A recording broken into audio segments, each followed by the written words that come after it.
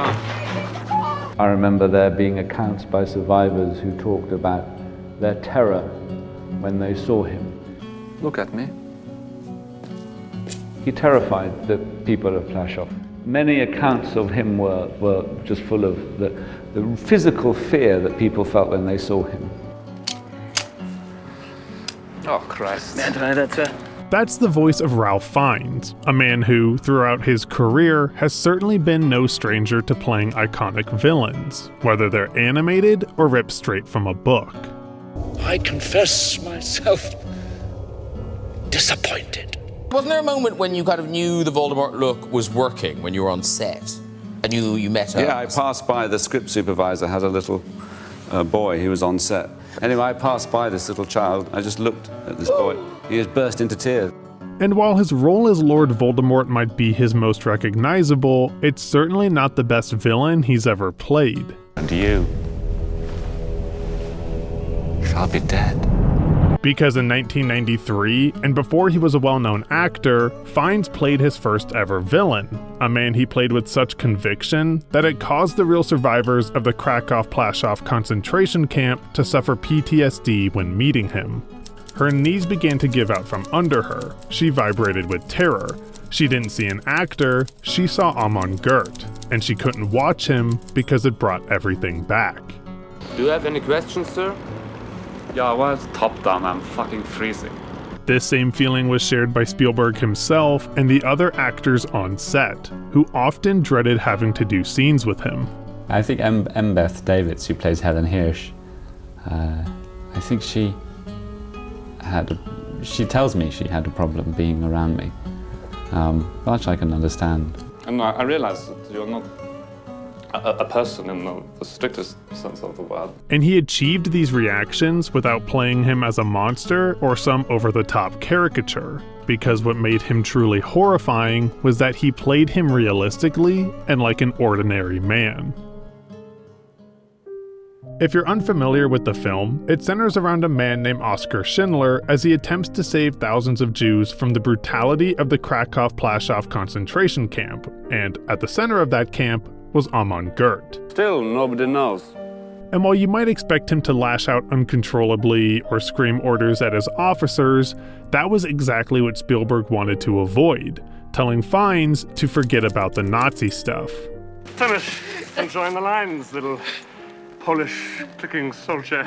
Spielberg didn't want to portray him as a cartoon villain or a caricature. He knew that subtlety would be more effective, and if he wanted the character to be truly terrifying, then he needed Fiennes to play him not unhinged, but shockingly ordinary. The meaning of the word gratitude. Who was this guy?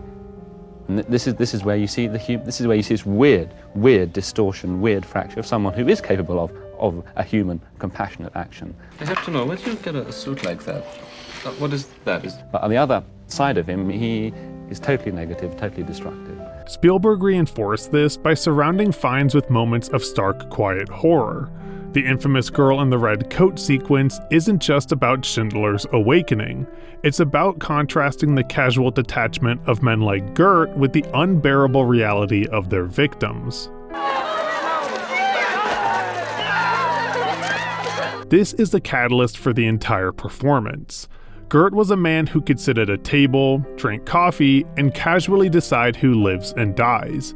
This meant that for Fiennes, even if he was living too close to the skin of the character, he needed to get inside Goeth's head. But I think that, in a way, as the actor, your job is to become or be or give the appearance of being that person. And I think my belief is that you have to actually elbow away any judgment of the man, because you're being the man, and you have to be inside his head, looking at the world through his eyes. This allowed Fiennes to normalize the evil as opposed to simply performing it, and he did this through his physical transformation into the character. Look at me. Throughout cinema, members of the Nazi Party have typically been portrayed with a certain set of stereotypes. And perhaps what you'll notice right away is that none of these descriptions really fit Fiennes' portrayal of Amon Goeth at all, because unlike some of his other villains, he didn't require prosthetics, he merely studied photos and mannerisms. They're not gone. Let's start with his posture. Rather than carry himself with a proud and dignified stance, he almost drifts through scenes with an aristocratic laziness. He slouches his shoulders, and his movements are unhurried, as though he inherently owns everything in sight. Do you know how much this saddle is worth? Do you know how much it costs? This is accentuated by Fiennes' only physical transformation, because in order to achieve the lazy and apathetic attitude of Goeth, he himself wanted to feel a sense of self-loathing. I mean, I put on some weight quite a bit, but that experience of doing that was hugely helpful because immediately you change. I deliberately didn't do any exercise. And that feeling of slothfulness and, in a way, self-disgust. Yeah. And beyond his body, he also heavily utilized his expressions. He rarely explodes with anger, choosing to show his cruelty through micro-expressions.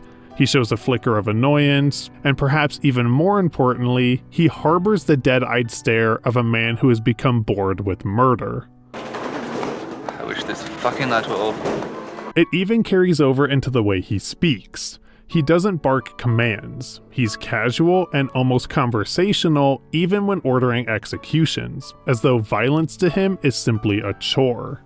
Unterscharführer. Jawohl. Shoot her. It's this casual indifference that truly makes him horrifying, and perhaps no scene better highlights this than the balcony shooting scene. Make coffee. There goes the cell. This whole scene lasts just under 3.5 minutes, and at no point during the runtime do we see any emotion from Goeth. In fact, he barely reacts or speaks at all. And what makes this so effective is the fact that he clearly gets no satisfaction from it. He yawns, smokes a cigarette, and overall simply looks bored. Amon, you're such a damn fucking tub. Wakey, wakey. It is that kind of kick you get when you go and shoot the plastic ducks in the... And that was what I thought in my head when I was doing it. It's that sort of laid-back, rather disinterested approach to it. And Fiennes knew playing Goeth in such a realistic way was a risk. On the first day of shooting, he was unsure if the whole thing would come together, but he quickly received encouragement from Spielberg. And we did our first shot, and I was expecting, I didn't know what to expect, but he came forward with this huge encouragement. That's great, wonderful. Okay, now try this, try that. Okay, great. And immediately one's confidence was built up, and this sort of built over 3 months into a great, I felt a great trust. This active collaboration was crucial to the film's success, because hot off the heels of Jurassic Park, a film that Spielberg heavily storyboarded, he decided to do this entire film without a single one, directing his actors and mapping out scenes on the day. A lot of it is Stephen. Stephen Really? Gave me a lot of ideas, little details for various scenes. I mean, I think it must be 50-50 in the end, because the interior stuff, that's my sort of area. Yeah. He can't. But Stephen was a complete collaboration. All of these pieces work together to create one of cinema's most underrated villains, with critics calling his performance mesmerizingly evil and stating that Fiennes captures the banality of evil with terrifying precision. Don't forget who you are working for now. It's truly a shame that he isn't mentioned more amongst the greatest villains put to film, because Fiennes not only managed to blur the lines between acting and history, but he showed us that sometimes the scariest thing an actor can do is to be real. It's a matter of money? I'm Luke. Whose bright idea was it to get rid of him? Thanks for watching. It's another semi-annual physical.